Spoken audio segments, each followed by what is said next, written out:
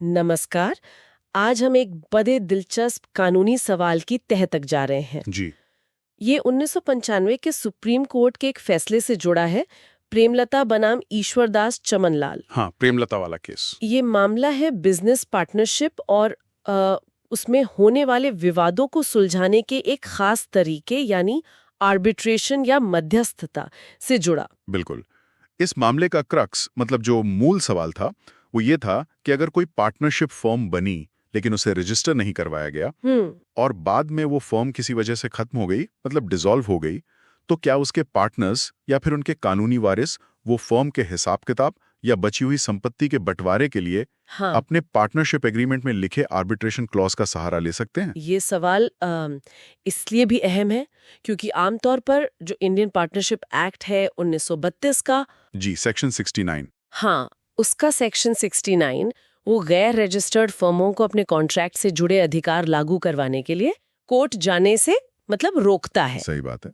ये कानून basically registration को बढ़ावा देने के लिए ताकि थोड़ी पारदर्शिता रहे। हाँ। तो इस केस में यही हुआ। 1965 में एक फर्म बनी पर वो रजिस्टर नहीं हुई थी। अच्छा। फिर 1978 में एक पार्टनर थे चमनलाल, उनकी मृत्यु हो गई। अब कानूनन पार्टनर की डेथ से फर्म भंग हो जाती है। हाँ, डिसॉल्व हो जाती है। तो उनके वारिसों ने बाकी पार्टनरों से हिसाब मांगा, लेकिन जब हिसाब नहीं मिला तो उन्होंने पार्टनरशिप अग्रीमेंट का क्लॉज 16 देखा और कहा कि भाई मामला आर्बिट्रेशन में जाना चाहिए जैसा अग्रीमेंट में लिखा है। लेकिन दूसरे पार्टनरों ने एतराज किया होगा। बिल्कुल, उनका कहना था कि क्योंकि फर्म रजिस्टर नहीं थी तो सेक्शन 69 के तहत कोर्ट में आर्बिट्रेशन शुरू करने की अर्जी, जो उस समय आर्बिट्रेशन एक्ट 1940 के सेक्शन 20 के तहत होती थी, वो डाली ही नहीं जा सकती। अच्छा। मामला हाई कोर्ट गया और हाई कोर्ट ने भी पार्टनरों की बात मान ली, कहा कि अर्जी नहीं चल सकती। तो फिर मामला सुप्रीम कोर्ट कैसे पहुंचा और वहां क्या हुआ? यही कहानी दिलचस्प हो जाती है। हाँ, सुप्रीम कोर्ट ने पार्टनरशिप एक्ट के सेक्शन 69 को जरा गहराई से देखा, खास तौर पर उसका सब सेक्शन 3A।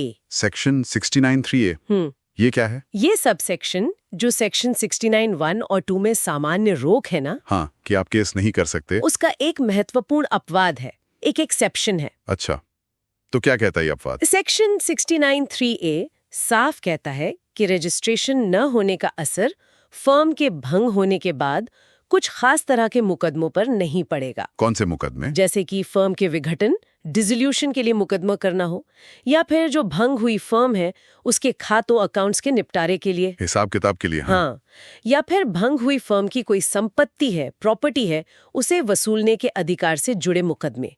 इन पर रोक नहीं लगेगी, यानी फर्म बंद हो जाने के बाद हिसाब किताब और प्रॉपर्टी के मामलों में रजिस्ट्रेशन ना होने वाली बात आड़े नहीं आएगी।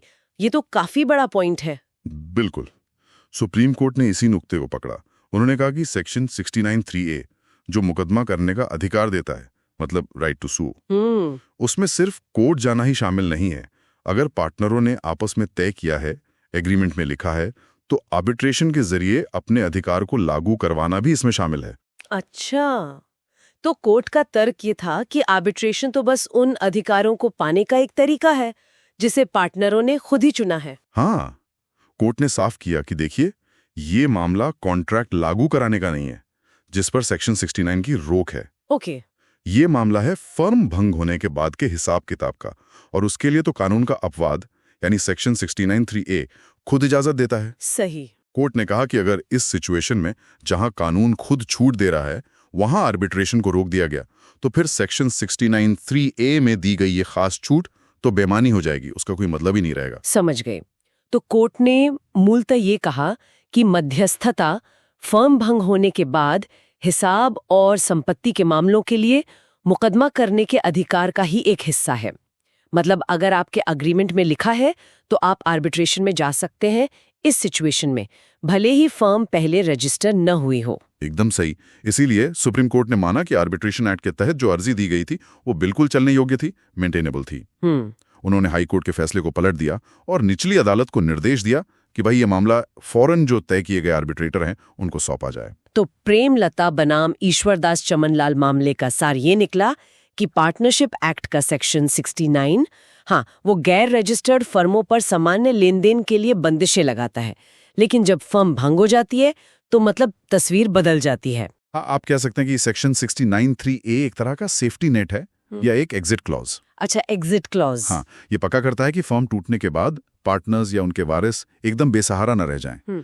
कम से कम हिसाब किताब और संपत्ति की वसूली जैसे जो जरूरी मामले हैं वो निपटाए जा सकें। और उसके लिए वो आर्बिट्रेशन का रास्ता भी चुन सकते हैं अगर एग्रीमेंट में है तो। बिल्कुल, ये कानून के दो मकसदों में एक संतुलन बनाता है।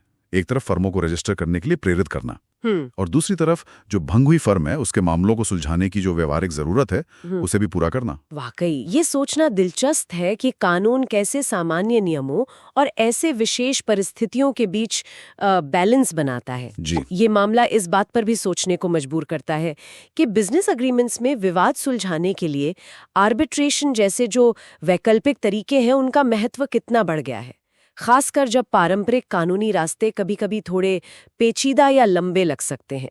सही कहा। और ये एक सवाल भी खड़ा करता है जो सोचने लायक है। क्या आज के दौर में जहां हम ADR मतलब ऑल्टरनेटिव डिस्प्यूट रेजोल्यूशन पर इतना जोर देते हैं, हाँ बिल्कुल, वहां पार्टनरशिप रजिस्ट्रेशन की शर्त को उन मामलों में भी उतनी सख्ती से देखना चाहिए जहां फर्म अब बिजनेस कर ही नहीं रही, बस पुराने हिसाब निपटाने। इस पर विचार किया जा सकता है।